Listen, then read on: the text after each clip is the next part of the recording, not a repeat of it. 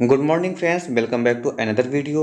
इस वीडियो के माध्यम से हम कवर अप करने वाले हैं बाकी के बचे हुए प्रश्नों में से 30 प्रश्नों को। अभी तक हमने 60 प्रश्नों की श्रृंखला को शानदार तरीके से कवर अप कर चुके हैं। तो इस वीडियो के माध्यम से क्वेश्चन नंबर 61 से लेकर 90 क्वेश्चन तक कुल मिलाकर 30 प्रश्नों की एक शानदार श्रृंखला होगी। तो ये वीडियो ऐसे स्टूडेंट के लिए बहुत ही हेल्पफुल होगी जो TGT, PGT, GI, CLT grade जैसी परीक्षाओं की तैयारी कर रहे हैं। तो बिना समय गंवाए सीधा क्वेश्चन की तरफ बढ़ते हैं। क्वेश्चन नंबर 61 देखिएगा।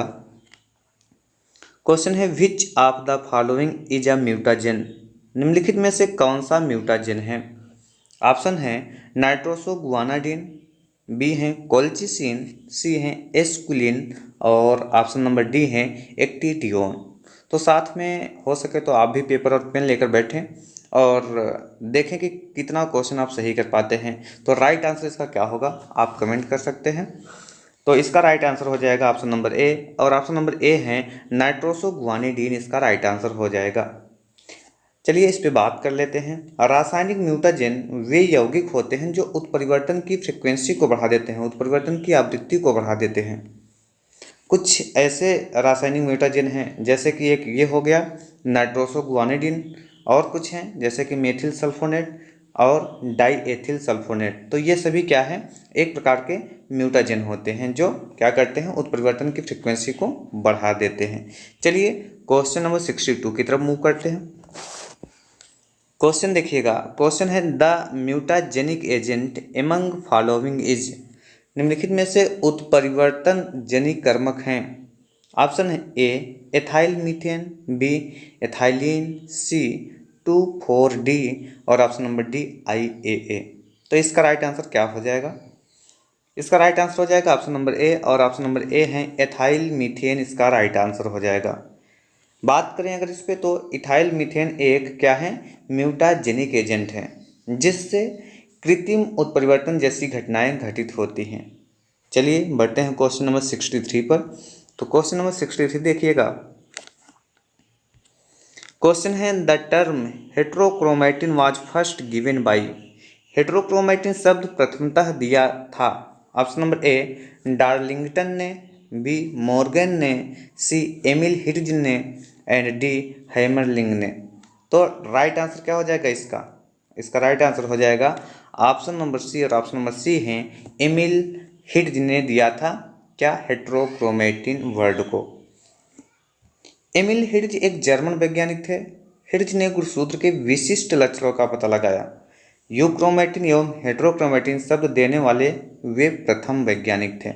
एक्चुअल में ये होता क्या है, अगर बात करें तो जो कोशिका के यानी सेल के अंदर क्या होता है, जो न्यूक्लियस होता है तो उसके अंदर क्या होते हैं, ये धागे नुमा कुछ संरचनाएं पाई जाती हैं। तो उसमें से जो मोटे और गाढ़े जो है स्ट्रेन लेते हैं वो होते हैं हेट्रोक्रोमैटिन, और जो हल्के और पतले स्ट्रेन लेते हैं वो होते हैं यूक्रोमैटिन। चलिए नेक्स्ट क्वेश्चन की तरफ मूव करते हैं।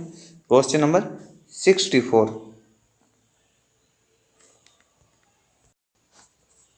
देखिएगा। क्वेश्चन नंबर 64 क्या है? क्वेश्चन है the size of ribosomes in archaea is. क्या क्वेश्चन है? आर्किया में राइबोसोम्स का आकार है। बहुत ही बेहतरीन क्वेश्चन है। ऑप्शन इसके सुन लीजिएगा। ऑप्शन है option number A 80S, B 70S, C 70S and 80S both, option number D none of the above. तो इसका राइट आंसर क्या हो जाएगा? The size of ribosomes in archaea is, right answer हो जाएगा ऑप्शन नंबर बी। तो option number B क्या है इसका? 70S। जो आर्किया में 70S प्रकार का राइबोसोम होता है वो दो सब यूनिट से मिलकर बनता है 50S प्लस 30S। तो 50S प्लस 30S जो है मिलके बनते हैं और इन्हें न्यूक्लियोप्रोटीन कण कहा जाता है जो प्रोटीन संश्लेषण में महत्वपूर्ण भूमिका निभाते हैं। क्वेश्चन नंबर 65 देखिएगा। क्वेश्चन को थोड़ा बड़ा कर लेते हैं। क्वेश्चन क्या है? ब्रांकीमियोसिस इज रिलेटेड टू, हीन अर्धसूत्रण संबंधित हैं। ऑप्शन सुन लीजिएगा। ऑप्शन नंबर ए है फाइटोप्थोरा, बी है स्फीरोथीका, ऑप्शन नंबर सी ईस्ट और ऑप्शन नंबर डी एगेरिकस। तो इसमें राइट आंसर क्या होगा? ब्रांकीमियोसिस इज रिलेटेड टू किससे संबंधित होता है? राइट आंसर इसका हो जाएगा option number C east is the right answer. ब्रांकिमियोसिस स्कोमाइसिटीज कवक में होने वाला एक तथा कथित अनियमितता है जो लैंगिक जनन के दौरान होता है। यह ईस्ट से संबंधित है। क्वेश्चन नंबर 66 की तरफ मूव करते हैं। क्वेश्चन देखिएगा। क्वेश्चन है माइक्रोपाइल अलाउस, माइक्रोपाइल अनुमति अनुज्ञात करता है। Option number A pollen tube to penetrate in the ovule at the time of fertilization. Option number B है activity of germination of pollen grains. And option number C a pore is pollen grain. And last option option number D क्या है, the growing up of pollen grain. तो बताइए इसका right answer क्या होगा। माइक्रोपाइल्स allow करता है, क्या अलाउ करता है? तो राइट आंसर हो जाएगा इसका ऑप्शन नंबर ए, अलाउ क्या करता है, pollen tube to penetrate in the ovule at the time of fertilization. पराग नली निषेचन के समय बीजाणु में प्रवेश करने की अनुमति प्रदान करता है। तो इस पर अगर बात की जाए तो अधिकांश एंजियोस्पर्म पौधों में पराग नलिका यानी जो पोलन ट्यूब होती है माइक्रोपाइल के रास्ते से बीजांड में प्रवेश करता है। पराग नलिका नर युग्मकों के बीजांड में ले आती है जिससे निषेचन प्रक्रिया कंप्लीट होती है। क्वेश्चन नंबर 67 देखिएगा। क्वेश्चन क्या है,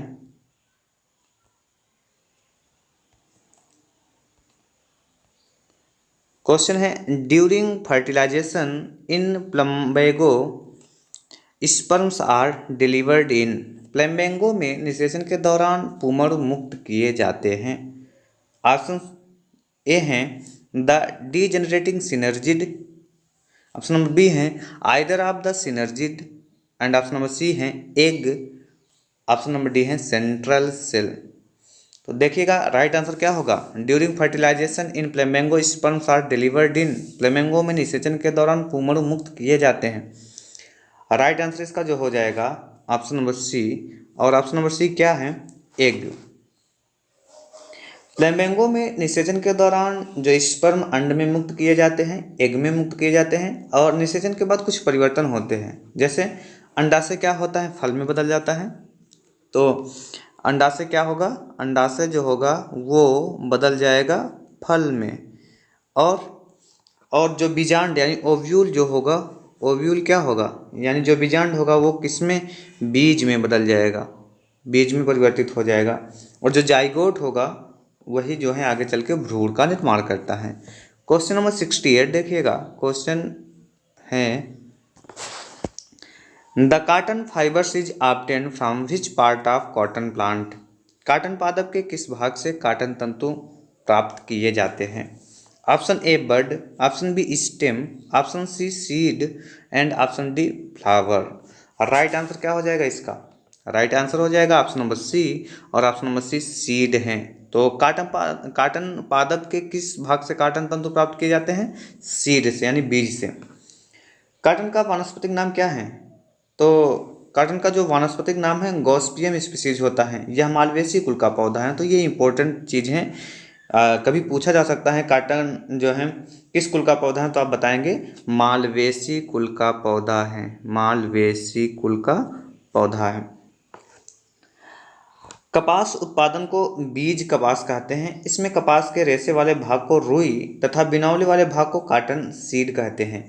बीजावरण से उत्पन्न रुई से धागे बनाए जाते हैं जिनसे कपड़ा बनाया जाता है। बीज से तेल निकाला जाता है जिससे वनस्पति घी बनता है। क्वेश्चन नंबर 69 देखिएगा। क्वेश्चन क्या है, क्वेश्चन है those part of the castor seed that yield oil is. अरंडी के बीज का वह भाग जिससे तेल प्राप्त होता है। ऑप्शन ए कोटिलीडन्स यानी बीजपत्र, बी क्रांकल, सी एंडोस्पर्म, डी न्यूक्लियस। तो इसका राइट आंसर क्या हो जाएगा, इसका राइट आंसर हो जाएगा ऑप्शन नंबर सी। और ऑप्शन नंबर सी क्या है, एंडोस्पर्म। अर्थात endosperm is the part of castor seed that yield oil. क्या है, एंडोस्पर्म एक ऐसा पार्ट है जिससे यील्ड प्राप्त होता है। जो अरंड जो है इसको अरंड बोलते हैं, बीज का वह भाग जिससे तेल प्राप्त होता है उसे एंडोस्पर्म कहा जाता है। और इसका वैज्ञानिक नाम क्या है, अगर कई बार पूछा जाता है कि कैस्टर का वैज्ञानिक नाम क्या है, तो देखिएगा इसका नाम है रिसिनस कम्युनिस। क्या है, रिसिनस कम्युनिस, रिसिनस कम्युनिस। चलिए कम्युनिस ये इसका जो है वैज्ञानिक नाम है। नेक्स्ट क्वेश्चन की तरफ मूव करते हैं। क्वेश्चन नंबर 70 देखिएगा। क्वेश्चन क्या है? भोजपत्र इज ऑब्टेन्ड फ्रॉम, भोजपत्र इज ऑब्टेन्ड फ्रॉम, भोजपत्र प्राप्त किया जाता है। ऑप्शन ए है दबार का फाइकस रेसिमोसा, बी है दबार का बेटुला यूटिलिस, ऑप्शन नंबर सी दबार का सीडियम गुआजावा, एंड ऑप्शन नंबर डी दबार का मैंगीफेरा इंडिका। तो भोजपत्र किससे प्राप्त किया जाता है? राइट आंसर क्या होगा इसका? ऑप्शन नंबर बी इसका राइट आंसर हो जाएगा। और बी क्या है? दबार का बेटुला यूटिलिस इसका राइट आंसर हो जाएगा। बेट्युला यूटिलिस के छाल से भोजपत्र प्राप्त होता है। प्राचीन काल में आर्यों द्वारा इसका प्रयोग हस्तलेखन के लिए किया जाता था। क्वेश्चन नंबर 71 क्वेश्चन देखिएगा। क्वेश्चन है the cells of secondary cortex are, द्वितीयक वल्कुट की कोशिकाएं होती हैं। राइट आंसर क्या होगा? पहले ऑप्शन देख लेते हैं। ऑप्शन ए है स्क्लेरन काइमेटस, बी है पैरन काइमेटस, सी है कोलन काइमेटस एंड डी है मेरिस्टेमिक। राइट आंसर क्या होगा? Cells of secondary cortex are, cells of secondary cortex क्या होता है? राइट आंसर हो जाएगा ऑप्शन नंबर बी। और ऑप्शन नंबर बी है पैरन काइमेटस, मृदूत की इसका राइट आंसर हो जाएगा। जो सेकेंडरी कार्टेक्स की कोशिकाएं मृदूत की कोशिकाएं होती हैं, इसमें कई परतें पाई जाती हैं। इसकी कोशिकाएं जीवित व उनके बीच बीच में अंतराकोशिक स्थान मिलते हैं। कभी कभी मूलीय त्वचा नष्ट हो जाती हैं, तब कार्टेक्स की बाहरी कोशिकाएं क्यूटिन युक्त होकर एक्सोडर्मिस बनाती हैं। यह एक रक्षात्मक परत है जो बाहरी दबावों से अंदर के ऊतकों की रक्षा करती हैं। क्वेश्चन नंबर 72 देखिएगा। क्वेश्चन क्या है? क्वेश्चन है the endosperm in the angiosperm develops from, आवृत बीजियों में भ्रूणपोष विकसित होता है। ऑप्शन नंबर ए है माइक्रोपाइलर पोलर न्यूक्लियस, बी है chalazal polar nucleus, option number C है secondary nucleus and option number D zygote. तो the endosperm in the angiosperm develops from, आवृत बीजियों में भ्रूणपोष विकसित होता है। राइट आंसर क्या होगा इसका 72 का? राइट आंसर हो जाएगा ऑप्शन नंबर सी। और ऑप्शन नंबर सी क्या है? सेकेंडरी न्यूक्लियस इसका राइट आंसर है। एंजियोस्पर्म पौधों में भ्रूणपोष कैसा होता है? त्रिगुणित यानी 3 स्टेज का होता है। इसमें क्या होता है? डबल फर्टिलाइजेशन होता है। आवृतबीजी पौधों में संवहन तंत्र अति विकसित होता है। आवृतबीजी पौधों के भ्रूणपोष के निर्माण के समय 2 स्पर्म न्यूक्लियाई होते हैं। एक शुक्राणु अंडकोशिका से निषेचित होकर युग्मन बनाता है तथा दूसरा जो है बाई न्यूक्लियस सेंट्रल सेल से संयुक्त होकर प्राथमिक एंडोस्पर्म का निर्माण करता है। और कैसा होता है? ये त्रिगुणित यानी 3 स्टेज के होते हैं। क्वेश्चन नंबर 73 देखिएगा। क्वेश्चन क्या है? The terms apoplast and symplast were use to first by, apoplast एवं सिम्प्लास्ट शब्दों का उपयोग सर्वप्रथम किया गया था। Option A Dixon, B Clark, C Munch, D Fisher. तो कह रहा है कि एपोप्लास्ट एवं सिम्प्लास्ट शब्दों का उपयोग सर्वप्रथम किसने किया, मतलब किया गया था किसके द्वारा? तो राइट आंसर क्या हो जाएगा? Option number C. और ऑप्शन नंबर सी क्या है? मुंच। मुंच ने पहली बार एपोप्लास्ट एवं सिम्प्लास्ट शब्द का प्रयोग किया। नेक्स्ट क्वेश्चन की तरफ मूव करते हैं। Question number 74।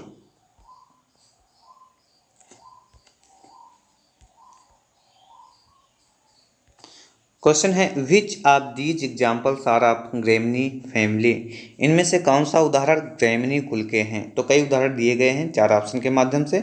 इसमें आपको बताना है कौन सा ग्रेमनी कुल के उदाहरण हैं। ऑप्शन नंबर ए देखिएगा Cucurbita mexicana, lyco persicana, esculentus, B हैं Pisum sativum Cajanus cajan, C हैं Solanum nigrum, Solanum tuberosum and option number D Zea mays Triticum vulgare. तो राइट आंसर क्या हो जाएगा इसका? इसका राइट आंसर हो जाएगा ऑप्शन नंबर डी। और ऑप्शन नंबर डी क्या है? जीमेज। चलिए इसको थोड़ा ऊपर कर देते हैं, देखिएगा क्या राइट आंसर है। ऑप्शन नंबर डी है जीमेज ट्रिटिकम वल्गेरी। तो जो सोलेनेसी जो कौन सा फैमिली की बात की है इसमें? ग्रेमनी। जी, जो ग्रेमनी यानी पोएसी कुल के एग्जाम्पल हैं वो जीमेज यानी मक्का हैं, धान यानी ओराजा सेटाई हैं, गेहूँ यानी ट्रिटिका मिस्टिवम है, और रागी यानी इल्यूसिन है, जई यानी एविना सेटाइवा हैं। ये सभी आ जाते हैं इस फैमिली के अंतर्गत। नेक्स्ट क्वेश्चन की तरफ मूव करते हैं। क्वेश्चन नंबर 75 देखिएगा। क्वेश्चन क्या है, in which of the following families fruit is a berry and calyx persistent, sorry, in which of the following families fruit is a berry and calyx persistent? निम्नलिखित में से किस कुल में सरस फल तथा बाह्य दलपुंज दीर्घस्थायी होता है? Option number A compositae, B liliaceae, C solanaceae, D malvaceae. तो इसका राइट आंसर क्या हो जाएगा? ऑप्शन नंबर सी, और ऑप्शन नंबर सी क्या है? सोलेनेसी इसका राइट आंसर हो जाएगा। सोलेनेसी कुल में जो बेरी पाए जाते हैं यानी सरस फल पाए जाते हैं। धतूरा में पट विदारक कैप्सूल और हायोसाइमस में पिक्सीडीमिया पाया जाता है, पिक्सीडीमियम पाया जाता है। तथा बाह्यदल 5 होते हैं, संयुक्त बाह्यदली होते हैं, चिरलग्न विन्यास होता है, सामान्यतः कोर स्पर्शी और कभी कभी कोर छादी वैक्सिलरी बोलते हैं ना, ये पाया जाता है। क्वेश्चन नंबर 76 देखिएगा। क्वेश्चन क्या है? क्वेश्चन है sterile stamen is termed as, बंध पुंकेसर कहलाता है। ऑप्शन ए स्टाइल यानी वर्टिका, बी स्टिग्मा यानी वर्टिकाग्र, C staminode, and option number D synandrous. और राइट आंसर क्या होगा इसका? इसका राइट आंसर हो जाएगा ऑप्शन नंबर सी, और ऑप्शन नंबर सी क्या है? स्टेमिनोड इसका राइट आंसर हो जाएगा।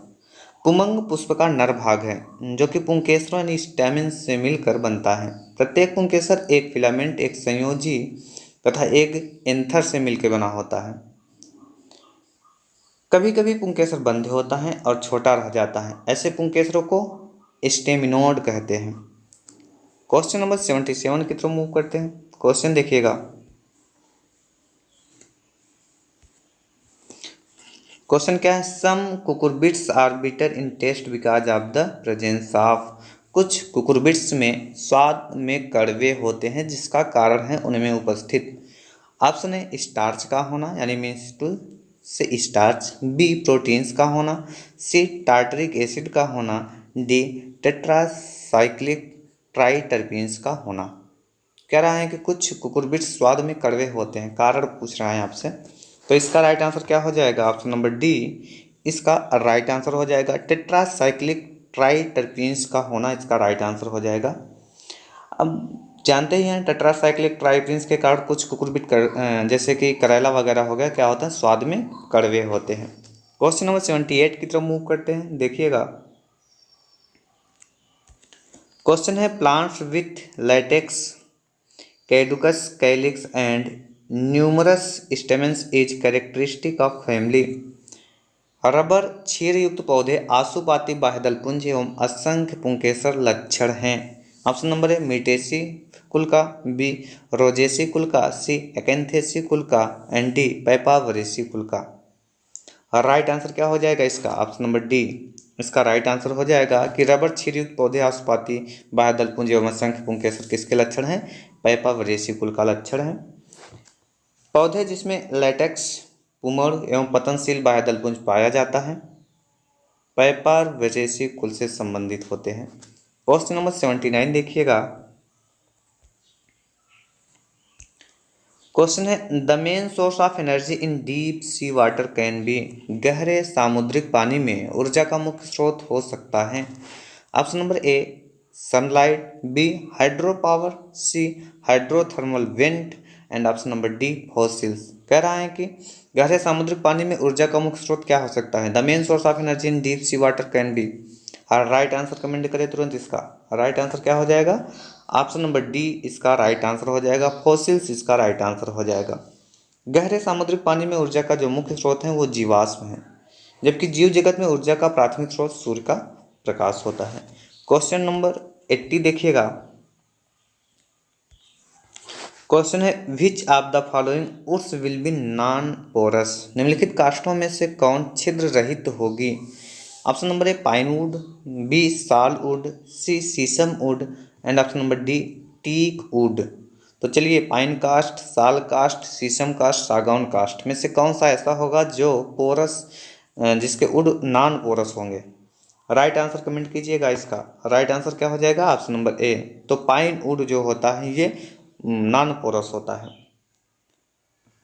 देवदार एक छिद्र रहित काष्ठीय वृक्ष है। इसका प्रयोग आर्थिक दृष्टि निर्माण कार्यों से किया जाता है। इसे नरम काष्ठीय पेड़ माना जाता है। पाइन राक्सबर्गी जिसको चीड़ बोलते हैं एवं पाइन वैलिसियाना जिसको कैल बोलते हैं महत्वपूर्ण इमारती वृक्ष हैं। इनका उपयोग रेल, स्लीपर, फर्नीचर आदि बनाने में किया जाता है तथा इसकी लकड़ी एवं स्त्री धान यानी कोन ईंधन के रूप में प्रयोग किए जाते हैं। क्वेश्चन नंबर 81 देखिएगा। क्वेश्चन है, which of the following cyanobacteria forms symbiotic association with azolla? बेहतरीन क्वेश्चन, इंपॉर्टेंट भी। कह रहा है कि निम्न में से कौन साइनोबैक्टीरिया एजोला के साथ सहजीवी हैं? ऑप्शन देखिएगा, ए है Anabaena, B Nostoc, C Gloeotrichia and option number D Aulosira. और राइट आंसर इसका जो हो जाएगा क्या होगा? जो एजोला के साथ कौन सा साइनोबैक्टीरिया है जो सिम्बियोटिक एसोसिएशन को रिप्रेजेंट करता है? तो ऑप्शन नंबर क्या हो जाएगा? ऑप्शन नंबर ए। ऑप्शन नंबर ए क्या है? एनाबीना। एनाबीना साइनोबैक्टीरिया एजोला के साथ सहजीवी होता है। एजोला सामान्यतः धान के खेत या उथले पानी में उगाई जाती है। यह एक तैरती हुई फर्न है। यह जैव उर्वरक का अच्छा स्रोत है। यह नाइट्रोजन स्थिरीकरण का कार्य करती है। क्वेश्चन नंबर 82 देखिएगा। क्वेश्चन है, which of the following is endohydric in nature? निम्नलिखित में से कौन स्वभाव से इंडोहाइड्रिक है? A Porella, B Pellia, C Frullania and D Pogonatum. कह रहा है कि कौन सा इसमें स्वभाव से इंडोहाइड्रिक है? 4 ऑप्शन में से राइट आंसर क्या होगा? ऑप्शन नंबर डी इसका राइट आंसर हो जाएगा। पोगोनेटम इसका राइट आंसर होगा। पोगोनेटम ब्रूम कैपिलर, मनीय मंडुला, पॉलीट्रिकम कम्यून आदि ब्रायोफाइट एंडोहाइड्रिक स्वभाव के होते हैं जो राइजोइड्स के द्वारा अवशोषित जल को प्रकाश संश्लेषण की क्रिया में सक्रिय पत्तियों तक स्थानांतरित करते हैं। क्वेश्चन नंबर 83 देखिए। क्वेश्चन है, the term lichen was first used by? Lichen शब्द का प्रयोग सर्वप्रथम किस वैज्ञानिक द्वारा किया गया? ऑप्शन ए अरिस्टोटल मतलब अरस्तु, option B Dioscorides, C Theophrastus and D Pliny. The term lichen was first used by, right answer क्या होगा 83 का? ऑप्शन नंबर सी इसका राइट आंसर हो जाएगा, थियोफ्रेस्टस। लाइकेन शब्द का प्रयोग सर्वप्रथम थियोफ्रेस्टस नामक वैज्ञानिक द्वारा किया गया। लाइकेन एक प्रकार का मिश्रित जीव है जो कि एक कवक जैसे कि बेसिडियोमाइस्टिस तथा शैवाल ज़्यादातर साइनोबैक्टीरियम की एक या दो जातियों के सहचर के परिणामस्वरूप बनते हैं। लाइकेन कवक घटक को माइकोबायंट कहते हैं तथा शैवाल घटक को फाइकोबायंट कहते हैं। दोनों घटक परस्पर इस प्रकार रहते हैं कि एक ही थैलस टाइप का बना लेते हैं और एक ही जीवधारी की तरह व्यवहार करने लगते हैं। लाइकेन विश्वव्यापी हैं परंतु वर्षा प्रचुर उष्णकटिबंधीय वनों में ये बहुतायत में पाए जाते हैं। लाइकेन विशेषकर क्रस्टोज लाइकेन चट्टानों का क्षरण करके उन्हें मृदा में परिवर्तित कर देते हैं। इनकी मृत्यु के बाद इनके थैलस विघटित होकर कार्बनिक पदार्थ बनाते हैं जो इन चट्टानों के खनिज लवणों के साथ मिश्रित होकर मृदा बनाते हैं जिसमें अन्य पौधे उग सकते हैं। सल्फर डाइऑक्साइड की सूक्ष्म मात्राओं का इनकी वृद्धि पर दुष्प्रभाव पड़ता है, अतः ये वायु प्रदूषण के अच्छे सूचक होते हैं और प्रदूषित क्षेत्रों में ज़्यादातर विलुप्त हो जाते हैं। तो आप इस चीज़ को याद रखेंगे कि सल्फर डाइऑक्साइड की सूक्ष्म मात्राओं में इनकी वृद्धि पर दुष्प्रभाव पड़ता है। ये इम्पोर्टेंट जो है आपके लिए होगा। क्वेश्चन नंबर 84 देखेंगे। क्वेश्चन क्या है? क्वेश्चन है, ectocarpus can be collected in nature form? प्राकृतिक रूप से एक्टोकार्पस का एकत्रित किया जा सकता है। ए दिल्ली से, बी बेंगलोर से, सी ओखा से, डी चंडीगढ़ से। Ectocarpus can be collected in nature form. और राइट आंसर जो होगा ऑप्शन नंबर सी ओखा से राइट आंसर होगा। एक्टोकार्पस को प्राकृतिक रूप से ओखा ओखा कहाँ है, गुजरात से प्राप्त किया जा सकता है। क्वेश्चन नंबर 85 देखेंगे, क्वेश्चन क्या है।